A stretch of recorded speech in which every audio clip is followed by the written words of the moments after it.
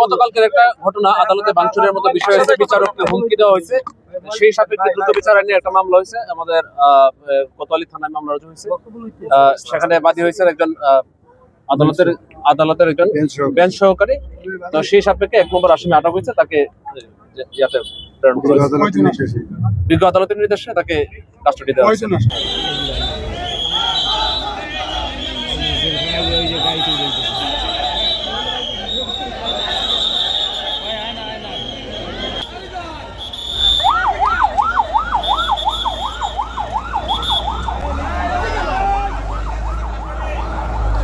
সংগঠিত হবে এই বাংলাদেশ ন্যায় বিচার থেকে বঞ্চিত হবে এবং আগামী দিনে সমস্ত ঘুষখোর বিচারকরা ঐক্যবদ্ধভাবে আবার এই বিচারাঙ্গনকে ঘুষ খেয়ে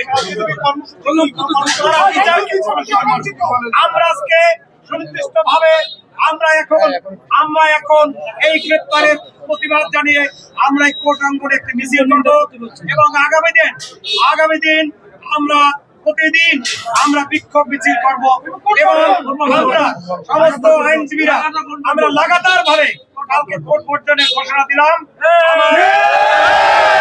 সমস্ত আইনজীবীদের কাছে অনুরোধ, কালকে যদি কেউ কোর্টে যান তার বিরুদ্ধে আমরা ব্যবস্থা নেব।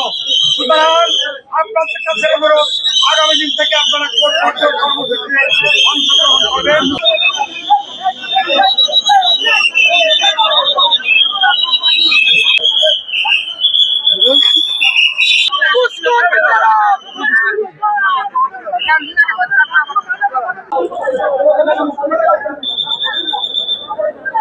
বারোটার দিকে আমাদের বরিশাল জেলা আইনজীবী সমিতির সম্মানিত সভাপতি অ্যাডভোকেট সাদিকুর রহমান লিংকনকে গ্রেপ্তার করেছেন।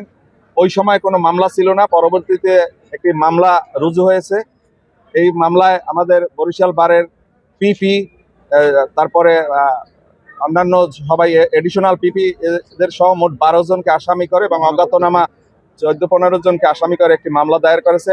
ওই মামলায় সাদিকুর রহমান লিংকনকে গ্রেপ্তার দেখানো হয়েছে। গ্রেপ্তারের পর আইনগতভাবে আমরা একটি জামিনের আবেদন করেছি বিজ্ঞ চিফ মেট্রোপলিটন ম্যাজিস্ট্রেট মহোদয়ের কাছে, কিন্তু বিজ্ঞ চিফ মেট্রোপলিটন ম্যাজিস্ট্রেট মহোদয় আমাদের আবেদনটি তার চেম্বারে বসে গ্রহণ করেছেন।